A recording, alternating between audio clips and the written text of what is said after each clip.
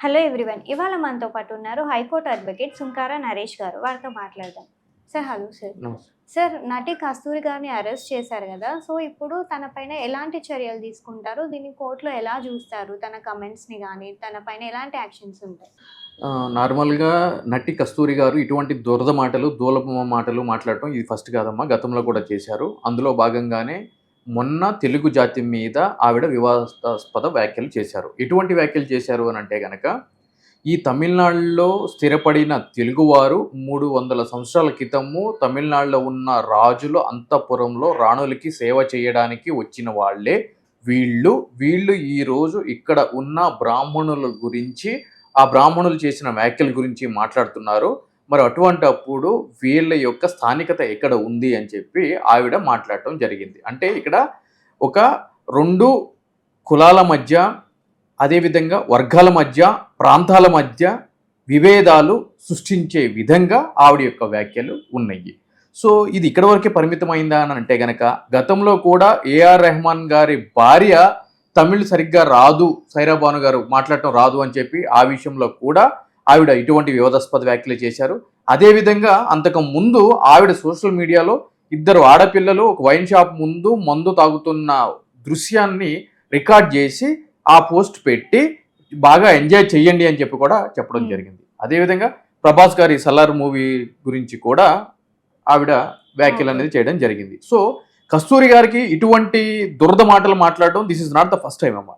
So అలా అని చెప్పి ఇది కూడా లాస్ట్ అవుతుంది అని చెప్పి కూడా నేను అనుకోవట్లేదు. ఎందుకంటే అటువంటి గుణం ఉండేటోళ్ళు 2 వర్గాలని, 2 మతాలని, 2 ప్రాంతాలని ఏదో ఒక విధంగా రెచ్చగొట్టి లబ్ధి పొంది తద్వారా మేము ఈరోజు సమాజంలో గుర్తింపు పొందాలి అనుకునేట వాళ్ళకి ఇటువంటి శిక్షలు ఉండాల్సిందే. సో దానికి సంబంధించి ఎగ్మూర్ పోలీస్ స్టేషన్ను చెన్నైకి సంబంధించి ఆవిడ మీద కేసు అనేది రిజిస్టర్ చేయడం జరిగింది.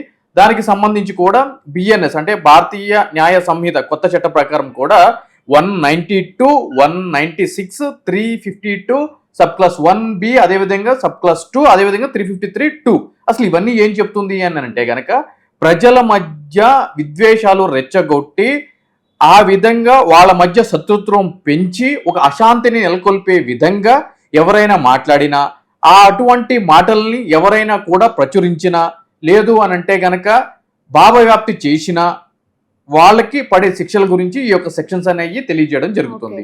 సో దీనికి సంబంధించి ఎఫ్ఐఆర్ రిజిస్టర్ చేసిన తర్వాత ఈమె ఏం చేసింది అని అంటే గనక, ఏదైతే గనక తెలుగు జాతి మీద విద్వేషపూరిత వ్యాఖ్యలు చేసిందో అదే తెలుగు గడ్డ తెలంగాణకు వచ్చి దాక్కుంది. మరి సిగ్గుశరం ఉండాలి కదా, తెలుగు జాతి మీద నువ్వు వ్యాఖ్యలు చేసినప్పుడు మరి తెలుగు జాతి దగ్గరకు వచ్చి ఎందుకు దాక్కోవాలి? రాజేంద్ర నగర్ పిఎస్ లిమిట్స్ లో ఉన్న ఒక అపార్ట్మెంట్ లో వచ్చి దాక్కోవడం జరిగింది. సో దీనికి సంబంధించి ముందస్తు బెయిల్ మదురై బెంచ్ చెన్నై హైకోర్టులో వేసినా కూడా ఆ చెన్నై హైకోర్టు జడ్జి వారు కూడా క్లియర్ గా బెయిల్ డిస్మిస్ చేసి చెప్పిన సందర్భం ఏంటి అని అంటే కనుక, ఇటువంటి సమాజంలో ఒక ఇన్ఫ్లుయెన్షియల్ పరిస్థితిలో ఉన్నవాళ్ళు, ఒక బాధ్యత కలిగమైన వృత్తిలో ఉన్నవాళ్ళు ఇటువంటి కామెంట్స్ చేయడం చాలా దురదృష్టకరము. సో కాబట్టి దీన్ని మేము ఏ విధంగా కూడా కన్సిడర్ చెయ్యము అని చెప్పి బెయిల్ కూడా డిస్మిస్ చేయడం జరిగింది. సో ఈ విధంగా డిస్మిస్ చేసిన తర్వాత ఆవిడ ఫోన్ అన్ని స్విచ్ ఆఫ్ చేసుకోవడం, వచ్చి ఇక్కడ దాక్కోవడం జరిగింది. దాని తర్వాత సంబంధించిన చెన్నై పోలీసు వాళ్ళు వచ్చి లోకల్ పోలీసు వాళ్ళ సహాయంతో ఆమెను అరెస్ట్ చేసి చెన్నై తీసుకెళ్ళడం జరిగింది. చెన్నై కోర్టు కూడా జ్యుడిషియల్ రిమాండ్ అనేది విధించడం జరిగింది. ఓకే. సో అంటే ఇప్పుడు తిను చేసిన కమెంట్స్ అంటే ఇప్పుడు ఒక అంటే చూసుకుంటే సెలబ్రిటీ హోదాలోనే ఉంది తను. ఇలాగే వేరే ఎవరైనా సరే ఇట్లాంటి కమెంట్స్ చేసినా కూడా వాళ్ళపైన ఎట్లాంటి యాక్షన్స్ ఉంటాయి? అంటే సేమ్ ఇలాగే ఉంటుంది. సెలబ్రిటీలు చేసినా, జర్నలిస్టులు చేసినా, నేను చేసినా, మీరు చేసినా, గాలికి పోయే గన్నయ్యో ఎల్లయ్యో చేసినా కూడా ఇక్కడ భారత రాజ్యాంగం ఆర్టికల్ 14లో కానీ ఆర్టికల్ 21 కానీ అందరికీ సమన్యాయమే చెప్తుంది. ఈ కొత్త చట్టాలు కానీ అంతకు ముందున్న చట్టాలు కానీ అంటే భారతీయ న్యాయ సంహిత కానీ భారతీయ నాగరిక సురక్ష సంహిత కానీ ఏవన్నా కూడా ఎవరు చేసినా కూడా వాళ్ళ మీద సేమ్ సెక్షన్స్ అట్రిబ్యూట్ అవుతాయి. ఈ నటి కాబట్టి 2 కొమ్ములు ఉంటాయి కాబట్టి 2 కొమ్ములు ఉన్న వాళ్ళకేమో సపరేట్ ఒక పుస్తకం తయారు చేసి, అదేవిధంగా రాజకీయాల్లో పదవి ఉంది కాబట్టి వాడికి సపరేట్ బుక్ చేసి అలా ఏం లేదమ్మా. అందరికీ కూడా సమన్యాయమే ఉంటుంది కాబట్టి ఎవరు చేసినా కూడా వాళ్ళ యొక్క చేసిన వ్యాఖ్యల సారాంశం బట్టి చట్ట ప్రకారము బిఎన్ఎస్ ప్రకారం అనేది సెక్షన్స్ అనేది రిజిస్టర్ చేయబడడం జరుగుతుంది. ఓకే. అయితే తన పైన పెట్టిన కేసుల వల్ల అంటే కొన్ని సెక్షన్స్ అయితే మీరు చెప్పినారు కదా, సో ఎన్ని రోజులు తనకి అంటే ఎలాంటి శిక్షలు ఉంటాయి? జైల్లో పెట్టడం 3 సంవత్సరాల వరకు శిక్ష పడే అవకాశాలు, జైలు పడే అవకాశాలు ఉన్నాయి. అదే విధంగా ఫైన్ కూడా ఒక 500 నుంచి 5,000 రూపాయల వరకు ఫైన్ అయితే ఫైన్ కానీ లేదు అంటే 3 సంవత్సరాల వరకు జైలు శిక్ష కానీ పడే అవకాశాలు ఉన్న సెక్షన్స్ దీంట్లో ఉండటం జరిగింది.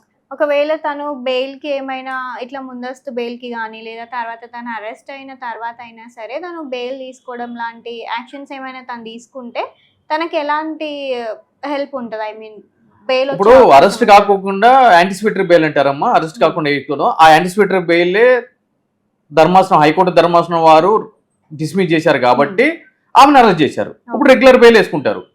సో అండర్ ట్రయల్ ఖైదీ అని చెప్పని అంటారు. సో లోపలికి వెళ్ళి అంటే మర్డర్ చేసిన వాళ్ళు కూడా, మానభంగం చేసిన వాళ్ళు కానీ, మరే ఇతర తీవ్రతరమైన నేరాలు చేసిన వాళ్ళు కూడా ఒకసారి అరెస్ట్ అయిన తర్వాత జ్యుడిషియల్ రిమాండ్కి వెళ్ళిన తర్వాత వాళ్ళకి ఆ యొక్క కేసు తీవ్రతను బట్టి ఒక 30 రోజుల, 60 రోజుల, 90 రోజుల బెయిల్ అనేది రావడం జరుగుతుంది. ఇప్పుడు ఈ విషయంలో కూడా ఈ 15 రోజుల లోపు కానీ లేదు అంటే కనుక 30 రోజుల లోపు కానీ బెయిల్ వచ్చే ఆస్కారాలు ఉంటాయి. ఎందుకంటే అండర్ ట్రయల్ కాబట్టి. సో తాత్కాలికంగా బెయిల్ ఇస్తారు. దాని తర్వాత ఛార్జ్ షీట్ అవన్నీ జరిగి ఫైల్ చేసిన తర్వాత అప్పుడు న్యాయస్థానం వాళ్ళు శిక్ష విధిస్తే మళ్ళీ అప్పుడు శాశ్వతంగా లోపలికి వెళ్ళడానికి ఉంటుంది. ఓకే, అంటే ఈ కేసులో తను అంటే 3 years కాకుండా ఇంకెక్కువ ఇయర్స్ కూడా తనకి శిక్ష పెంచే అవకాశాలు ఏమైనా ఉంటుంది. అంటే సంబంధించిన జడ్జి వారు కన్కరెంట్ ఇంప్రిజన్మెంట్ అంటే సమాంతరంగా ఇస్తారా లేదు అంటే కనుక ఒక శిక్షాకాలం పూర్తయిన తర్వాత వేరే శిక్షాకాలం ఇస్తారా అనేది సంబంధించిన న్యాయస్థానం వారి మీద ఆధారపడి ఉంటుంది. కాబట్టి అకార్డింగ్లీ మనం చూడాలమ్మా, వేచి చూడాల్సిన అవసరం. ఇక్కడ ఏం జరుగుతుంది అని అంటే కనుక సమాజంలో ఇటువంటి సంఘటనలు జరిగినప్పుడు ఈ అవకాశాలు లేక ఈ సెలబ్రిటీ స్టేటస్లు పొందాలి అనుకునేటోళ్ళు బేసికల్గా ఏం జరుగుతుంది అని అంటే కనుక వాళ్ళ యొక్క జెండర్ కార్డు అంటే వాళ్ళు మహిళలు, మేము ఏం మాట్లాడినా కూడా మమ్మల్ని ఎవరైనా సరే ఏదైనా అంటే మహిళా లోకం అంతా కూడా యావత్ లోకం కూడా ఒక త్రాటి మీదకి వస్తుంది. ఒక మహిళని ఈ విధంగా అంటున్నారా అని చెప్పి వాళ్ళ మీద దుమ్మెత్తి పోస్తుంది అని చెప్పి ఈ మహిళ అనే కార్డ్ని వాళ్ళు అడ్వాంటేజ్ గా మలుచుకుని ఇటువంటి కొంతమంది స్వార్థపూరిత ఇంటెన్షన్ తోటి ఈ కస్తూరి లాంటి వాళ్ళు ఈ విధంగా చేస్తున్నారు. అయితే ఇక్కడ మనం చూసుకోవాల్సింది ఏంటి అని అంటే కనుక సరే ఆవిడ కావాలని అన్నం లేదు, ఏదో అన్ఎక్స్పెక్టెడ్ గా ఏదో ఒక ఉద్దేశం మీద ఏదో ఒక ఇష్యూని ఎలాబరేట్ చేసే విధంగా మాట్లాడింది అని చెప్పి అనుకుంటే కనుక ఈవిడ యొక్క చరిత్ర తీసుకుంటే ఎప్పుడు కూడా ఇటువంటి వివాదాలే. అంటే అవకాశాలు లేనప్పుడు అవకాశాలు తెచ్చుకోవడానికి కష్టపడాలి, దానికి సంబంధించిన మార్గంలో ముందుకు వెళ్ళాలి తప్ప ఏ విధంగా ముందుకు వెళ్ళాలని. అంతే తప్ప ఇటువంటి వివాదాస్పద వ్యాఖ్యలు చేస్తుంటే కనుక మేబీ అంటే రాజకీయాల్లోకి రావడానికి ఈవిడికి ఏమన్నా కూడా కుతూహలం ఉందేమో, అందు గురించి తాపత్రయపడుతుందేమో. అట్లా ఉన్నా కూడా సమాజ సేవ చేయాలి, లేని వాళ్ళ తరపున కొట్లాడాలి, ధర్నాలు చేయాలి, ఆ విధంగా ముందుకు వెళ్ళాలి తప్ప ఈ విధంగా వివాదాస్పదం చేసి నేను లైమ్ లైట్ లాగా వస్తున్నాను అని అంటే కనుక ఏమైతుంది అంటే కనుక శ్రీకృష్ణ జన్మస్థానానికి పోవాలి అంటే జైలుకి పోవాలి. సో ఇప్పుడు జైలుకి పోయింది కదా తెలిసి వస్తుంది, మేకప్ గేకప్ అన్ని పోతాయి, ఆ స్టోరీలన్నీ కథం అవుతాయి, అందరిలాగానే కూర్చోబెడితే అప్పుడు తెలిసి వస్తుంది అన్నమాట. జైల్లో కూర్చోబెడితే ఇటువంటి తీట పనులు చేస్తే బతుకేమవుతుంది అని చెప్పని. సో కాబట్టి జైలుకి పోయింది.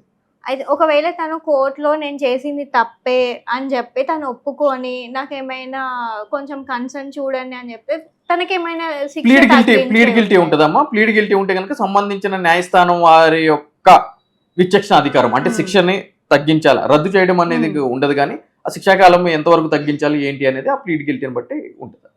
Okay sir, thank you.